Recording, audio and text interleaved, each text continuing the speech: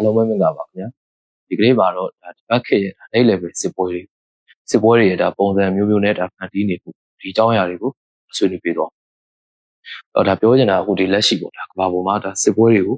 ပုံစံမျိုးမျိုးနဲ့ဒါဖန်တီးနေအောင်တော့ဒီစစ်ပွဲတွေမှာဒါဒီအသုံးပြုတဲ့အဓိကလက်နက်တွေကဒါပို့ပြီးတော့စမ်းပြလာပြောချင်တာဒီခုဒီပထမကမ္ဘာစစ်ဒါဒုတိယကမ္ဘာစစ်တော့ဟာဒါတစ်ဖက်နဲ့တစ်ဖက်ဒါပူရှာတိုက်ကွက်တွေပေါ်ပြီးတော့ဒါစစ်ပွဲတွေကိုဖန်တီးနေရပုံအဓိကတော့ဒါသူတို့အနေနဲ့လက်နက်တွေကိုဒါဒီနိုင်ငံတွေရဲ့အားနည်းချက်တွေကိုသုံးပြောတာအဓိကလက်နက်အဖြစ်သုံးချလာတာပြောချင်တာဒီနိုင်ငံရေးလက်နက်ကအဓိက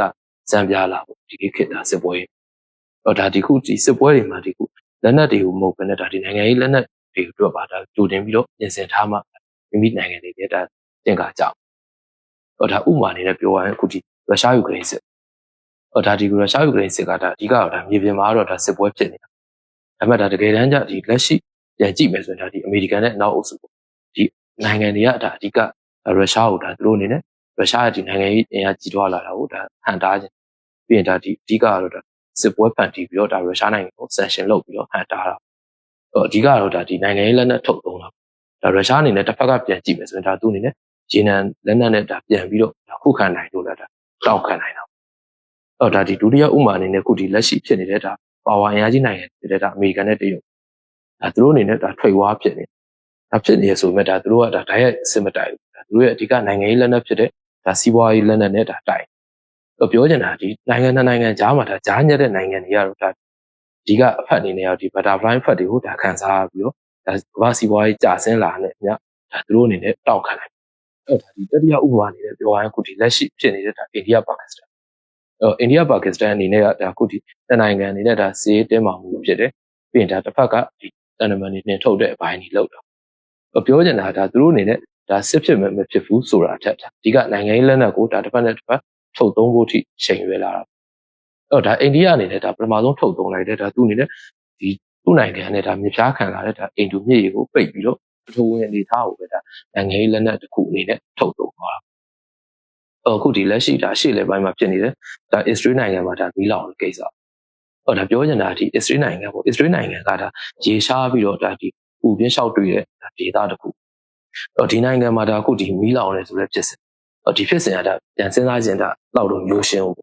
းပြောချင်တာဒီအစ္စရေးနိုင်ငံကဒါဒီလောက်ပူပြင်းလျှောက်တွေ့ပြီးတော့ဒါဒီရာသီဥတုအနေထားအရဒီလောက်မီးလောင်တဲ့အခြေအနေမျိုးကိုဒါဒီရှေ့လေပိုင်းကဒါဒေသရဲ့အားလုံးကဒါအစ္စရေးအတွက်ဒါဒီပထဝီအနေထားအရဒါရာသီဥတုလက်နက်နဲ့ဒါတိုက်ခိုက်လိုက်တာဒါဟိုဒီအစ္စရေးအနေနဲ့ဟောဒါမသိဘူးလားဒါသူ့အနေနဲ့လည်းဒါသိရဒါပေမဲ့ဒါသူ့အနေနဲ့ဒီနိုင်ငံရေးလက်နက်ပေါ့ဒီလက်နက်ကိုဒါသူ့အနေနဲ့ကြိုတင်ပြင်ဆင်မှုမရှိတာဖြစ်တဲ့အတွက်ဒါသူ့အနေနဲ့ချီအောင်မှုများပြောချင်တာဒီခုမှပေးခဲ့တဲ့အတိုင်းပဲဒါခုဒီကျွန်တော်နိုင်ငံအနေနဲ့လည်းဒါဒီနိုင်ငံရေးလက်နက်အနေနဲ့ဒါအများကြီးထုတ်သုံးခံရတာတွေ့ရတာအဓိကပြောချင်တာဒီပါဝါအင်အားကြီးနိုင်ငံဖြစ်တဲ့အခုဒီတရုတ်နဲ့အမေရိကန်ပေါ့ဒီနိုင်ငံကြားမှာဆိုရင်ဒါမြန်မာနိုင်ငံအနေနဲ့ပထဝီအနေထားအရာဒါဒီအဓိကအရေးကြီးတဲ့နိုင်ငံဖြစ်တာဒါဒီလိုဖြစ်တဲ့အတွက်ဒါအခုဒီမြန်မာနိုင်ငံကိုပို့ပြုပြီးတော့ဒါဒီနိုင်ငံကဒါပထဝီနိုင်ငံရေးအနေနဲ့ဒါမြန်မာနိုင်ငံကိုထုတ်ပြီးတော့တိုက်ခိုက်နေတာတွေ့နေရဒါဒီမြန်မာနိုင်ငံအနေနဲ့ကဒီလက်ရှိဖြစ်လာနိုင်တဲ့ပထဝီအနေထားအရာဒီနိုင်ငံရေးလက်နက်တွေအားလုံးကိုဒါကြိုတင်ပြင်ဆင်ပြီးတော့တောင်းခံမှဒါအနေနဲ့ဒါဒီခုလက်ရှိဖြစ်နေတဲ့ဒါဒီကမ္ဘာစီးပွားရေးရှင်တွေရောဒီနိုင်ငံရေးရှင်တွေရောဒီခုမြန်မာနိုင်ငံမှာဆိုရင်ဒါလူမျိုးရေးရှင်တွေဒီຢာတွေအားလုံးကိုဒါကြိုတင်ပြီးတော့ဒါပြင်ဆင်ထားမှဖြတ်တန်းနိုင်ဖြတ်ကျော်နိုင်မှာဖြစ်တာပြောချင်တာအခုဒီနောက်ထပ်အနေနဲ့ဒါဖြစ်လာနိုင်တဲ့နိုင်ငံရေးလက်နက်တွေအခုဒီတောင်တရုတ်ပင်လယ်ကိစ္စရှိမယ်အခုဒီမှာစစ်လက်နက်ထုတ်ဖို့အတွက်ဒါဒီတန်ထုတ်လုပ်တဲ့အဆင့်ပြီးရင်ဒါဒီမြေရှားအတူပေါ့ဒီကိစ္စတွေရှိလာဒီကိစ္စတွေကလည်းဒါနောက်ထပ်ဖြစ်လာနိုင်တဲ့နိုင်ငံရေးလက်နက်ဒီနိုင်ငံတိုင်းကသူ့အနေနဲ့ဒီနိုင်ငံရေးလက်နက်တွေအားလုံးကိုဒါဒီကြိုတင်ပြင်ဆင်နေကြတဲ့အချိန်ဒီလိုအချိန်မျိုးမှာဒါဒီမြန်မာနိုင်ငံအနေနဲ့မြန်မာနိုင်ငံအနေနဲ့ကဒါကြိုတင်ပြင်ဆင်မှုမရှိဘဲနဲ့ဒါဒီအများတိုင်းပြည်ရဲ့ဒါဒီနိုင်ငံရေးလက်နက်အဖြစ်သုံးချခံဟိုအော်ဒါမရောက်ဖို့အတွက်ကိုဒါဒီခုနေနဲ့ဒါတောင်းခံထားရမှာဖြစ်တာဒီကမ္ဘာလုံးကဒီအစိုးရတွေအားလုံးကဒီတဘာဝဘေးရန်တဲ့စစ်ပွဲတွေအတွက်ဒါပြင်ဆင်နေတဲ့အချိန်မှာဒါသူ့နိုင်ငံရဲ့ဒါဒီအဓိက neutral weak point တွေပေါ့ဒါတွေကိုကြိုတင်ပြီးတော့စမ်းစစ်နေတယ်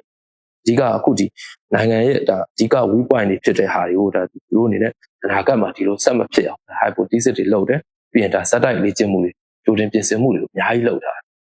တော့ဒီမြန်မာနိုင်ငံအနေနဲ့လုံးเสียဆိုလို့ဒါအဓိကကတော့ဒါမြန်မာနိုင်ငံအနေရဲ့ဒါ weak point တွေကအများကြီးတော့မရှိဘူးခုဒီလက်ရှိဖြစ်သွားတဲ့ဒါဒီမြေငလင်ပြည့်ရွေကြောအဓိကတော့ဒါခုဒီလူမျိုးရေးကိစ္စပေါ့ဒီကိစ္စနှစ်ခုမှာဒါမြန်မာနိုင်ငံအနေနဲ့ hypothesis လုပ်ပြီးတော့ဒါဇက်တိုက်လေ့ကျင့်ဖို့လိုမယ်ပြီးမှဒီရှက်တွေကိုအားလုံးပြန်ပြီးတော့လေ့လာဆန်းစစ်မှဒါနိုင်ငံအနေနဲ့ကြံ့ကြံ့ခံပြီးတော့ဒါနိုင်ငံရဲ့ပကတိအရှင်တွေတိုင်းကျန်ရှိနေလိမ့်မယ်လို့ဒါကျွန်တော်အနေနဲ့မြင်မိတာအားလုံးကိုကျေးဇူး